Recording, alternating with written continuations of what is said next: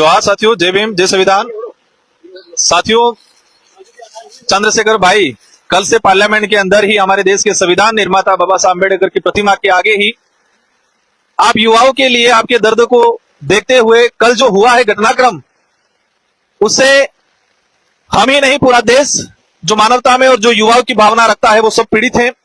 आप लोगों के लिए कल से चंद्रशेखर भाई धरने पे बैठे हुए हैं और इनके समर्थन में ही आज हम लोग बैठे हैं इनके साथ में।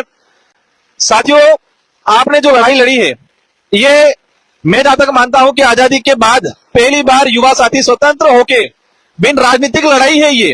और वो लड़ाई, आपकी जो पीड़ा है, आपके साथ जो अन्याय हो रहा है, पेपर लीक की घटना है, मैं सरकार से कहना चाह रहा हूं, सरकार इतनी हठधर्मिता क्यों रख रही है? पेपर लीक प्रकरण हुआ है, 22 लड़कों ने आत्महत्या की है, लेकिन यहाँ के केंद्रीय शिक्षा मंत्री इस्तीफा देने को तैयार नहीं है। इतनी हठधर्मिता क्यों है?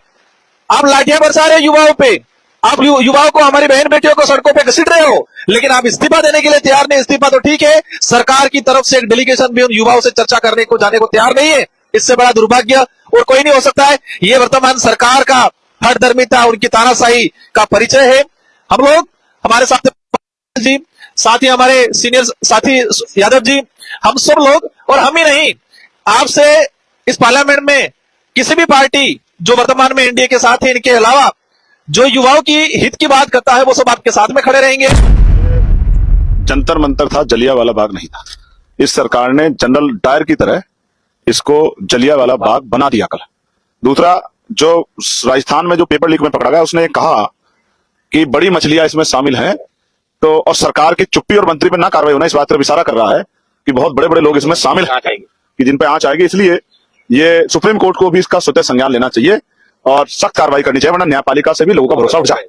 ऐसे में इतनी घनघोर बारिश में अपने कपड़ों की, अपने सेहत की परवाह न करते हुए हमारे साथी जिस तरह डटे हुए, इस बात का प्रमाण है कि जो बच्चे जो वहां संघर्ष कर रहे हैं, उनके लिए बहुत बड़ा दर्द अपने दिल में हमारे साथी लेकर बैठे। मैं उनका इस संघर्ष के लिए धन्यवाद करता हूं और अभी ये संघर्ष जारी रहेगा। ये लोग वहां भी परिवार से भी, पीड़ित बच्चों से जो है, जो चोटिल, उनसे मिलने के लिए जाएंगे और वहां की रिपोर्ट भी जो है मुझे देंगे।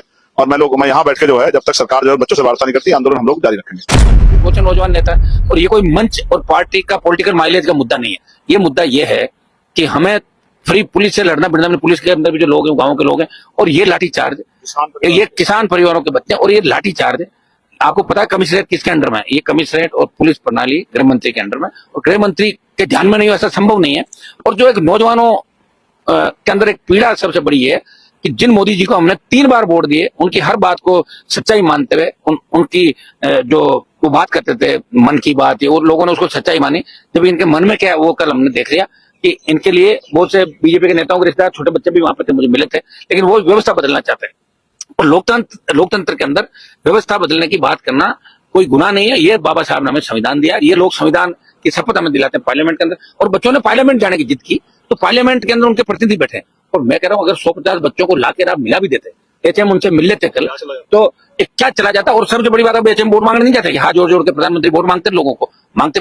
अगर धर्मेंद्र प्रधान को बर्खास्त करने की बात, तो बर्खास्त कर दो, हटाओ उसको। जब आपको पता है कि उसका पूरा डिपार्टमेंट चोरों से भर गया, पूरी चोरी डिपार्टमेंट के अंदर हो रही है, तो ऐसे व्यक्ति को रखने से बीजेपी को कोई बेनिफिट नहीं है। तुरंत उनको बर्खास्त करे। और जितने भी इंटेलिजेंस का फेल्योर रहा, ये तो 2000 बताते बीजेपी की लोक संख्या, जबकि रात को 25 से 35 हजार लोग थे, और दूसरे दिन 1 लाख से ज्यादा संख्या जंतर मंतर पूरे दिल्ली के अंदर तमाम बच्चे अपने आप आए थे। वो किसी पार्टी के लिए नहीं आए थे, और कोई पॉलिटिकल माइलेज के लिए हम लोग भी वहां नहीं घूम रहे थे, क्योंकि हम सदन से लेके, सड़क से लेकर सदन तक बच्चों के लिए, किसानों के लिए हमेशा लड़ते थे। किसानों को प्रोटेक्ट होता है, दूसरा होता है बच्चों का, इसलिए हमें सबसे ज्यादा पीड़ा है। जिस तरह से किसान के जो बच्चा और बच्ची है आत्महत्या कर रहा है, बड़ा उम्मीद और विश्वास के साथ किसान अपने बच्चा और बच्ची को कर्जा लेकर मेहनत मजदूरी कर कर तैयार करा रहे हैं, और जो ये बार बार पेपर लीक हो जा रहा है, तो दोषी लोग को क्यों नहीं आप हटाते हैं? इसका मतलब कि आपका भी संलिप्तता इसमें है। और सरकार चाहती तो पेपर लीक नहीं होता, हक और अधिकार उस बच्चों को मिल जाता, और आज बच्चों के हक अधिकार नहीं मिल रहा है। तभी चंद्रशेखर जी बाबा भीमराव अम्बेडकर जी के नीचे बैठे हैं हक अधिकार के लिए, वो बच्चों के लिए, जिन बच्चों को एक एक पैसा जुटाने में उनके माँ बाप को बड़ा कड़ी मेहनत करना पड़ता है, दूसरे के हम मजदूरी करना पड़ता है। ये शर्म की बात है, और शर्म जिनको है नहीं, इसलिए जिस तरह से कल पीट रहा था, हम लोग मुखदर्शन बन के देखे हैं निकलते समय में। न पुलिस हम लोग को उधर जाने दे रहा है, न उन बच्चों के इधर आने दे रहा है। बच्चे शांति से अपना प्रदर्शन कर रहे थे, मांग कर रहे थे, पर बर्बरता से बच्चों के साथ पेश आया। बहुत दुख की बात है, ये शर्म की बात है। इसलिए अब यह देश में